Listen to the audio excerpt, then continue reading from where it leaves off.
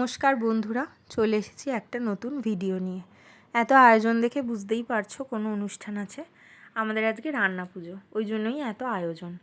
আর মা যেহেতু এখন আমার কাছেই থাকে মেয়ের কারণে, সেহেতু আমার এখানেই মা রান্না পুজোটা করছে।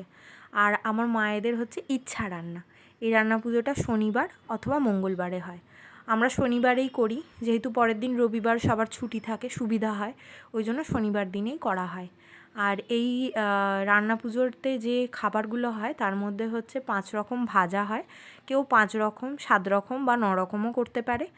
আর ডাল হয়, আর মাছের ঝাল আর চালতার চাটনি করার নিয়ম আছে আমার মায়েদের, তো সেটাই হয়।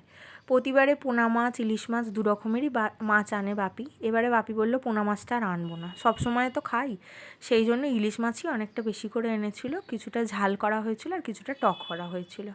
আর বেশি কাউকে নয়, আমার শাশুড়ি মা, দেওর আর আমার মামার বাড়ির সবাইকে বলা হয়েছিল। আমার মামা মাইমা দিদা বোন সবাই এসেছিল। যেহেতু আমরা 5 তলায় থাকি, সবাইয়ের ইচ্ছা করলেও চট করে কেউ এসে উঠতে পারে না। আর কোনো অনুষ্ঠান অকেশনে বললে তারা সেই জন্য আসে, আর খুব ভালোও লাগে। আমার মেয়ে একটু লোকজন ভালোবাসে। সারাদিন তো আমি আর মা বাড়িতে, ওর বাবা সেই সকালে বেরোয় রাতে ফেরে, তেমন পায় না বাবাকে। আর আমরা দুটো মানুষ থাকি, ওই জন্য ওর ঠিক ভালো লাগে না।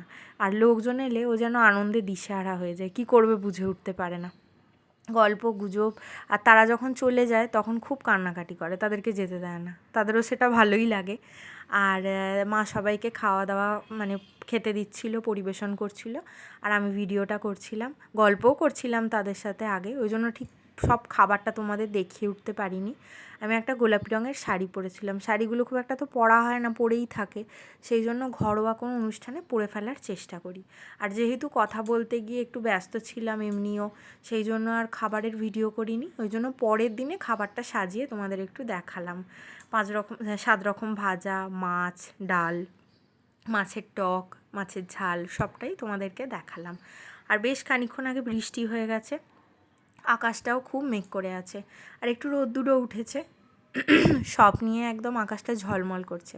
আর সামনেই তো পুজো, খুবই ভালো লাগছে। আর আমার বাড়ির সামনে একটা পুকুর আছে, বৃষ্টি হয়েছে বলে জলে একদম ভরে গেছে পুকুরটা, আর গাছপালাগুলোও যেন একদম সতেজ হয়ে গেছে। আর এই সব দেখে না মনটা খুব ভালো লাগে, অনেক বৃষ্টির পরে যখন রোদ্দুর ওঠে তখন মনটা খুব ভালো লাগে। আর আজকের মতো ভিডিওটা এখানেই শেষ করছি, দেখা হবে আবার অন্য কোনো ভিডিওতে। সবাই কিন্তু খুব ভালো থেকো।